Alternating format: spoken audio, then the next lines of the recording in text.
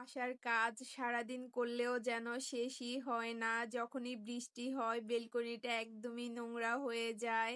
তাছাড়া গ্যাসের চুলাটাও অনেকদিন পর ভালোভাবে একটু ক্লিন করেছি। বৃষ্টির মধ্যে দুজনে বসে বেলকনিতে বাদাম ভাজা খেলাম। অনেক বেশি কাজ করে হাঁপিয়ে গিয়েছি, তাই একটু মজো খেয়ে নিলাম। রাতের বেলা বৃষ্টি হওয়াতে বেলকনিটা একদম নোংরা হয়ে আছে। বৃষ্টি হলে তো খুবই ভালো লাগে, শুধুমাত্র এই একটা কারণেই বিরক্ত লাগে। সবকিছু চাইলেই তো আর পারফেক্ট হবে না। আমার বাসার সবচাইতে পছন্দের জায়গা হচ্ছে বেলকুনি। যখন আমার মন ভালো থাকে তখনও বেলকুনিতে বসে থাকি, আবার যখন মন খারাপ থাকে তখনও বেলকুনিতে বসে থাকি। বলতে পারেন এটা আমার মন ভালো করার জায়গা। আর আমি সবসময় চেষ্টা করি বেলকনিটা একটু পরিষ্কার পরিচ্ছন্ন করে রাখার। তাছাড়া আপনাদের ভাইয়া যখন বাসায় থাকে আমরা দুজনে বেলকনিতে বসে বসে গল্প করি। আর আমাদের বাসার বেলকনিতে বসে থাকলে অনেক বেশি আলো বাতাস পাওয়া যায়। আমরা যখন বাসা খুঁজছি তখন সবচেয়ে বেশি দেখছি বেলকনি। আমার কথা ছিল আর যাই হোক বাসার বেলকনি সুন্দর হতে হবে।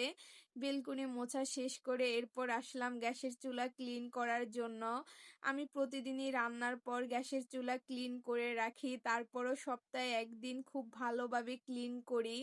আর আমার সংসারের প্রতিটা জিনিসই আমার খুবই শখের। আর আমার কাছে মনে হয় যত বেশি পরিষ্কার পরিচ্ছন্ন থাকা হয় তত বেশি কাজ একটার পর একটা সামনে আসে। কি করব, অপরিষ্কারও থাকতে পারি না। আমরা মানুষ কম আছি বলি যে আমাদের বাসায় কাজ কম, এটা একদম ভুল কথা। আমি দেখি বেশি মানুষ থাকলেও যেই কাজ, আমার বাসায় আমরা কম মানুষ থাকা সত্ত্বেও সেই একই কাজ। আর যারা ব্লগিং করে তাদের কাজের কথা আর কি বলবো, সেটা বললেও শেষ হবে না। যারা ব্লগিং করে একমাত্র তারাই জানে কত পরিমাণে কাজ থাকে। তারপরও বলবো ব্লগিং করা আমার খুবই পছন্দের কাজ, যত কষ্টই হোক না কেন।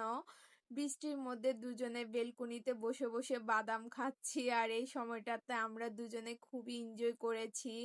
এইভাবে এই প্রথম আমরা একসাথে বাদাম খেয়েছি। আমাদের রিলেশনের সময় একসাথে ঘুরতেও পারিনি আর বাদাম ভাজাও খেতে পারিনি।